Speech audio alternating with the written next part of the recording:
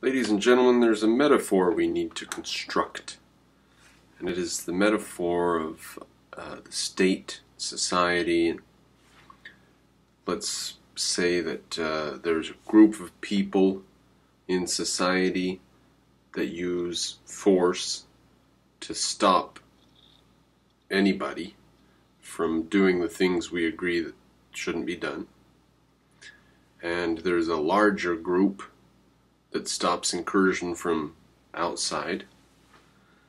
And then at the top or on the inside or whatever of this structure is the reproductive bits that send the society forward into the next generation. Now, everything I've just said describes a plant, a flower, with thorns. Right? The thing that protects it are the thorns. The bigger thing that protects it is just the thick stalk. And then the reproductive bits are balanced up at the very tip top, where bees can reach it, but ants have a hard time getting to it. So, if that's true, then it's pretty easy to have a stalk with thorns on it. That's pretty much always going to be able to be around. Even in the wintertime, the stalk with thorns will be there. The flower is more delicate, and freedom is a flower like this. Now, it's not true that freedom is the absence of law. Freedom is the result of law.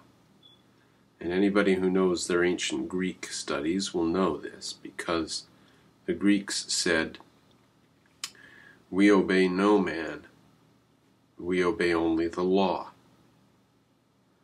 And that was the difference between the Greeks and everybody else. Everybody else had a despot put over them, a king of some kind. Not the Greeks. The Greeks had the law. And who wrote the law?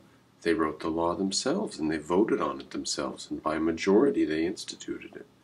And they did terrible things with it. Terrible, terrible things. They killed Socrates, and that was the things that pales in comparison to the other things they did. So, but freedom itself is a result of the law. The law doesn't automatically lead to freedom, but freedom doesn't automatically come from anything. Freedom is very carefully built. The Romans said, what justice you find on earth will be created by man. And they were right. They were right. You don't go out into nature and find justice. Justice is a man-made institution. It's specifically taken forward and built by very specific actions in courts and in jailhouses. So we shouldn't take it lightly. Freedom is a flower that results from law.